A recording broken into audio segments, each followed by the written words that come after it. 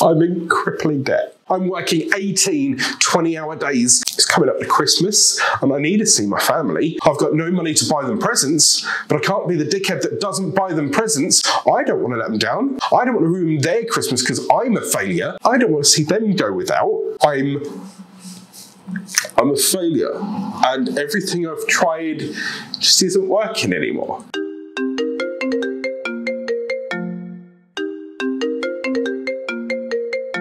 Are you okay, bud? You haven't been yourself lately. This is going to be a long video. It's warts and all, it's honest, it's hard.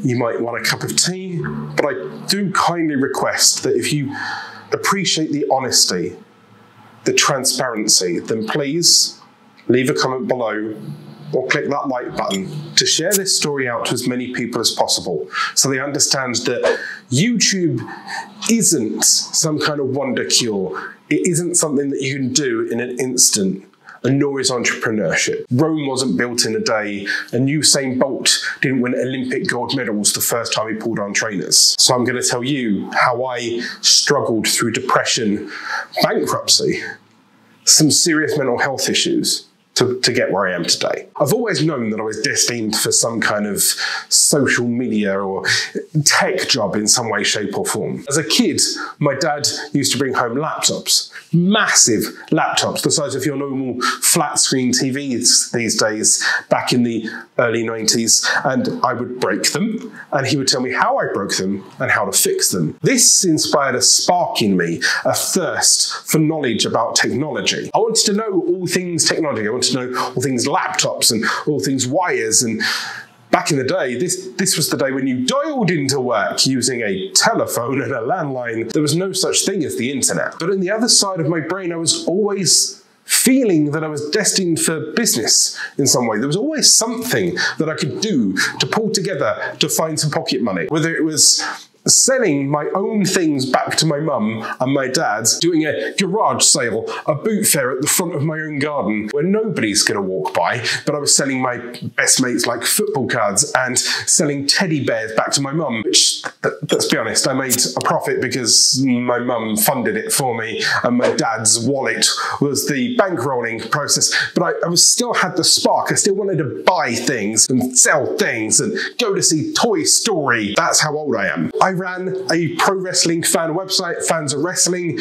when I was 16, that had 16,000 members. I was selling bootleg DVDs of WCW pay-per-views in the early 2000s. Why? Because the company got out of business and I learned how to use a DVD ripper and a DVD printer. I was flipping things on eBay at the age of 18. Why? Because we needed to. Unfortunately, my dad had died and I wanted to make some pocket money so I didn't have to beg off of my mum, who was desperately trying to use the money to keep the house afloat. By the age of 20, I started to try and sell websites to people. One-page websites for this newfangled thing on the internet. I always dreamed in my head to have my own office to do these things. You know, this grand, huge empire, this Alan Spicerverse. Just, it had different names. Fans of Wrestling HQ and DVDs for sale and whatever it happened to be. But there was always a mindset that in the long run, I'd have somewhere that was dedicated to that work.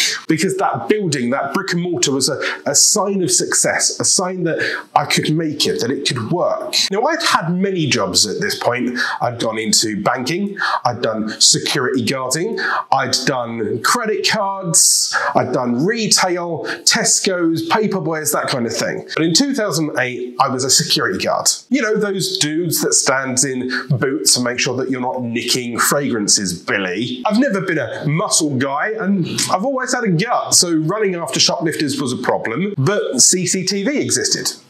Kind of that first step into being tech within any industry that I'm in. So I went down the CCTV route. There I was on night shifts, tapping away on my computer, talking to soon to be my business partner about web development. We started this idea that we could sell websites in 2008. I was excited. This was my dream come true. I was finally getting into the tech industry. It was two men versus the world. And to start with, we did quite well. This was at the birth of the YouTube AdSense growth. So getting people to your website cost you $10 15, 20 pence, and they're converting and they're buying websites, and we thought this would go on forever. The success brought in investors. I'm not talking millions, I'm talking someone that was interested, understood that the business of web development could be an idea, and after a good 8 months of hard slog, I was offered to leave security, leave my full-time job to go and work for my own personal web design company. Finally, we can get that office, we can put our name above some kind of building somewhere, we can build towards it, right? Yeah, no. Greedy people sniff opportunity. So we got our first investor, but that investor had other people behind them that were a little bit more for the money than for the ethos of the business. And by the end of the third year of the web development company, it was toxic and horrible. And instead of the two original lifeblood members being all passionate, one of us had severe mental health issues and the other one was me. The only salesperson, the only person that knew the product, the only person that was passionate about the idea, that still had this dream in his head of an office, and I was forced out. I was hurt by this, but I saw it as an opportunity that, okay, I leave my first baby behind, and I've learned all this now. I've been doing it for 3 years. I can do it solo, right? So I went off and I started a company called Spicer Designs, a web development company based around me selling and me finding people and me helping people with optimization and stuff like that. And I've got a team because I can use a build team and I can outsource them. Great. During this time, I thought I'd start dabbling in this YouTube thing. Understand that if I can learn how to make video and learn how to educate people on how to make video, they can use it for marketing. It's supposed to be good for SEO and web optimization, and that can bring me sales, and that can bring, it could be another service that I can sell against my web development. During this time of 3-4 years, I grinded my web development really, really hard, and a YouTube channel, which got up to 40-odd thousand subscribers, 40-odd million views, a lot of personality, a little bit clickbait, a little bit blokey, a little bit funny, a little bit of male entertainment, and I was getting weird sponsorships from cam girl companies and being promoted by adult websites on Twitter. I was really trying to give this solo thing a go, really giving it a try, and for the first 2 years it was fantastic. Turnover was brilliant. Like I made, for my very first couple of years alone, like 30, 40, 50,000 pounds in turnover. Turnover isn't profit. Turnover isn't what you bring home. Turnover is not your pocket. Turnover is what comes in and what goes out. It's not the profit at the end. A very valuable lesson, but unfortunately I was too young to understand that. I didn't understand that what goes up can sometimes and most often do go down. Most businesses fail within their first year. Even 80% of businesses in the UK disappear within 3 years, and unfortunately, year 3 was a real struggle for me. This goldmine of pay-per-click disappeared. These clients disappeared. The downturn, people were struggling, people didn't want to buy websites, everyone was learning that you could go to GoDaddy or Wix or Click and Drop, and the magic of YouTube had gone. The horse had bolted, and I was still anchored to web design. But I couldn't let this fail. This is my chance. This is me, solo. This is everything I'm worth. This is my hard work. This is 5 years of kicking and screaming, one with the other company, and now it's all on me. And I've told people that it's all on me, and they know it's me, and I've been proud about it, and now I can't be seen to fail. So I take out my credit cards and start paying my bills with my credit cards, on the understanding that if I could pay the credit cards, I can then pay a council tax bill, and then it looks like I paid a credit card payment and I've paid a council tax bill. So double spending, robbing Peter to pay Paul. This couldn't last. 10 months of this, me extending overdrafts, me asking for more credit, me leaning on the profits and the turnover that the business account had done.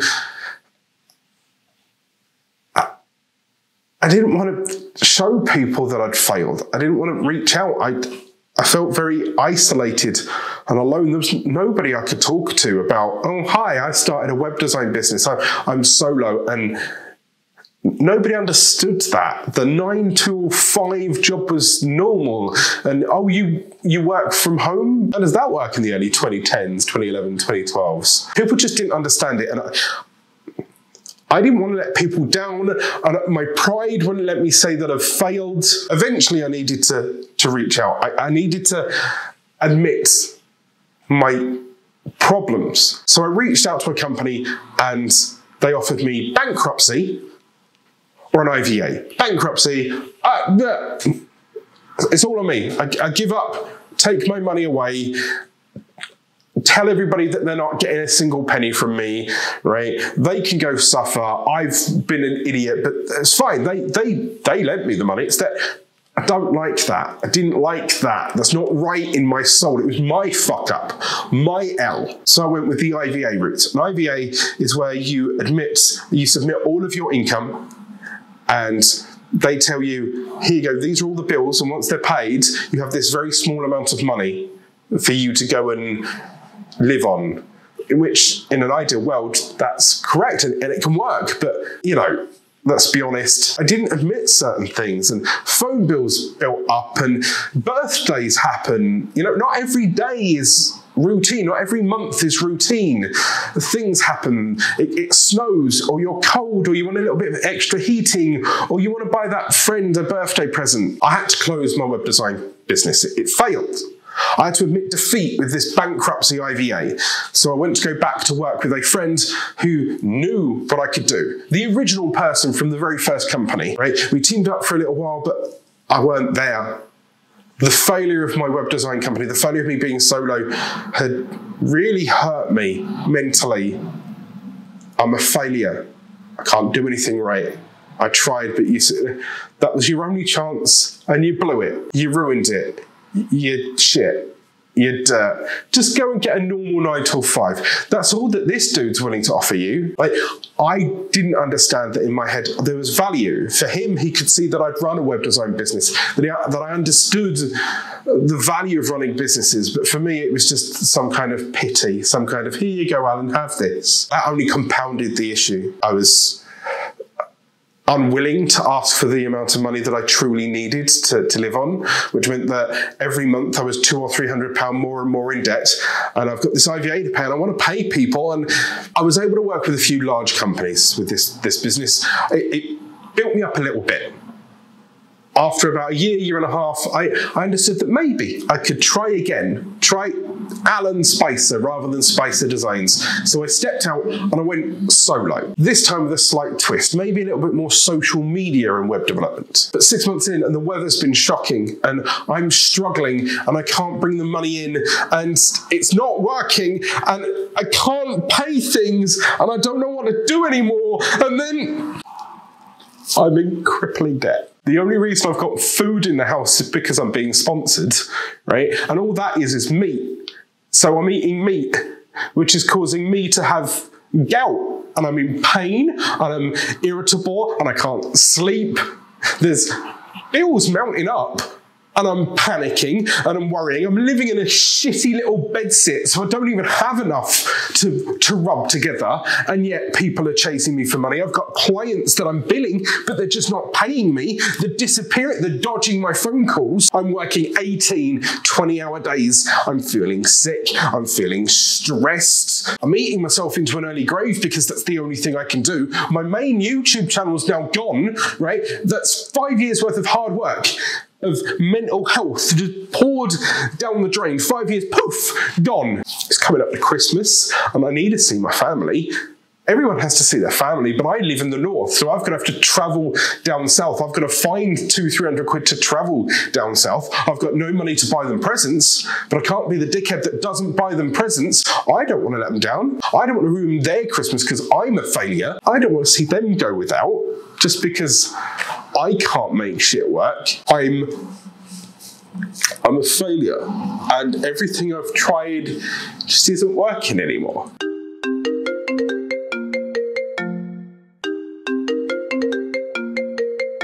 Are you okay, bud? You haven't been yourself lately. I'm not ashamed to say it. I sat on the phone for 40 minutes, bawling my eyes out, explaining to my best mate that no, I'm not okay. No, I'm not myself.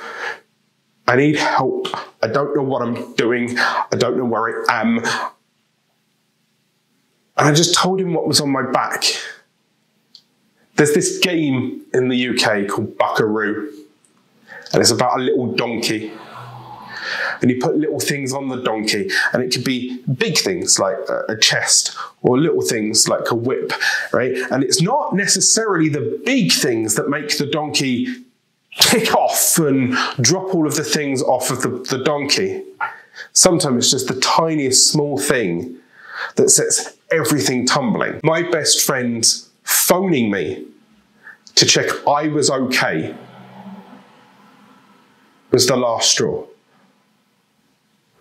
The buckaroo moment that took a lot of stress off me, because I was finally able to vocalize to somebody else outside of my head that was bumbling around in there. I could finally hear things that I could start working on. I'm not sleeping, I'm not eating properly, I'm not socializing with people, I'm not getting the fresh air, so therefore I get insomnia. If I can twist this, if I can work on that. I didn't use a professional. I used my best friend. Maybe one day I'll talk to a professional, because I've got a lot of other baggage in my head. But talking to my best friend that day helped me realize that even at the bottom, even when there's no money, even when I feel like an absolute failure, there's always something you can do to move upwards. If you're rock bottom, if there's absolutely nothing going right for you right now, the only thing that's going to happen next is a move up. Like, if there's nothing else that can go wrong, no food, your health's bad, the weather's terrible, then waiting 20, 30 minutes, talking it through and planning your next step forward can only be a move forward. That evening I decided to note down on things that I could move forward on, what I needed to get rid of, what was causing me stress, what I could do really well, something I know that I was passionate with, something that I could push forward with. Out was the web development. Nobody's buying a website for Christmas. My best friend very kindly offered to give me £300. That solved the whole, how do I get to see my family? How can I give them something for Christmas? How do I not feel like a loser for not giving them something, right? That gave me a lifeline, something that I could, that's that thing removed from the donkey's back. I decided to start tripling down on the YouTube thing that I was doing. Why? Because the main channel may have gone, but the educational content was doing well. It was slowly growing. I could point to that and my web development work and say, look, I know what I'm talking about. It's time to focus on YouTube, social media, video editing. I set up social media accounts. I set up freelancer accounts with things like People Per Hour and Fiverr. Forward momentum. I felt a bit better now. There was a plan. This is when I stumbled across my first client, Desiree Martinez. She was on her own journey. She'd only just started. She'd been making content. She had that passion as well, that fire, that light in the back of your brain, in their eyes, where you know that if they truly dedicate themselves to something, that they will get there. May take a while, but the passion's there. She was making social media content videos. She had a business to grow. She had a point to prove. So I reached out and I said, hey, your video editor sucks and I think I can do a little bit better. Now, don't get me wrong, I'm no expert. By this point, I've been splicing together videos for my other channel, 1,200 other videos. I knew the basics, the zooming in, the zooming out, the overlays, that kind of thing. But I knew, based on what she had doing, she had some kind of school university student editing on a fly, I knew I could do better. I knew I could light her better or suggest her better. I could twist her a little bit better, make some value out of it for her. So I pitched her that I become her editor. That was the first bit of proof, the first spark, the first win. for my new mental headspace. After being a loser for a year and a half, after failing everyone for so long, I finally had a plan, and I finally saw that this one video editing gig is $200 to $300 per month. If I get 2 or 3 or 4 of these, I could edit these, I can make YouTube videos, I could do YouTubey stuff. There's a future here. That was the passion, the proof in the pudding, the validation. And now I knew that all I had to do was start pushing, and I could get there. The next few years were a whirlwind. 2018, I got my YouTube certification to prove, once again, adding on to that Lego brick. Yes, I've got video editing clients. Yes, I proved that I know my YouTube knowledge officially. That gave me the confidence to go off and bid for consulting clients. And you get your first consulting clients, and your second, and your third, and you start to build up momentum. I found my partner, which gave me some personal validation. I felt that someone could love me. So my business is doing well, and my personal is doing well. I'm not a waste of space anymore.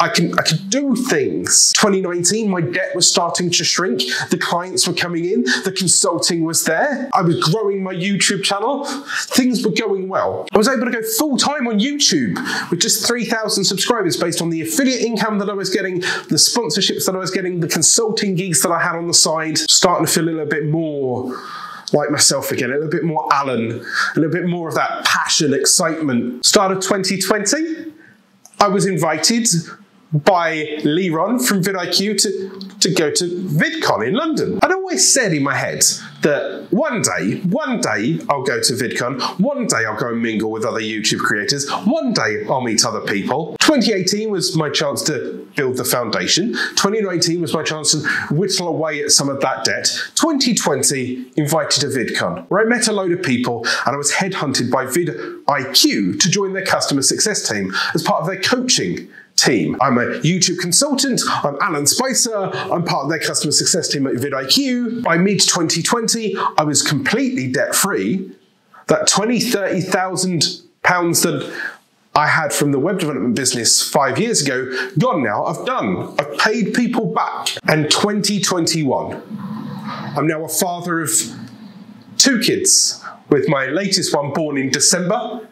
During the whole COVID experience, my business is turning over enough money from affiliate income, YouTube sales and things like that, that we're seeing momentum, constant growth. Right now, I'm barreling towards 30,000 subscribers. I'm sure if you want to, I can break down my income in another YouTube video. Please leave a comment down below if you're still around after this incredibly long rambling video. And now finally, in 2021, because the business is going well, after all that kicking and screaming and blood, sweat and actual tears on the phone, mental health issues, dark clouds, finally, I'm sat in an empty room. And that empty room is in a dedicated property, which is going to be my YouTube office, the Alan Spicer office. Finally, somewhere that shows you, that shows me that all of that hard work, that kicking, that screaming is worth it. All I ever wanted was to have somewhere that could show me that my hard work had been worth it. Whether it was in web design, whether it was in sales, and now in the YouTube office. That is my very, very, very long journey from being a wrestling fan website and dicking around with forums to now being sat here in an office as a YouTube consultant, able to generate enough income to support an entire family. This year, I could be filing a tax return for 6 figures in US dollars. All because I refused to let that dream die. And so, to go full circle, I'm sat in this office, so I'll give you a tour of this office next week. And you'll hopefully slowly see this be built out over the coming weeks and months with the new set that will be behind me, which will involve the shelves that you're so used to. Here, a little nook and cranny that may be for live streaming or my podcast. I want to bring you along with me on this journey, and that's why I'm making these videos on Fridays. even if they are obnoxiously large. So if you're still here, please click that like button. Why not check out the video here where I share all of the equipment that I've ever used to get to this point, and the video here on the office tour if it's there, and I'll see you soon.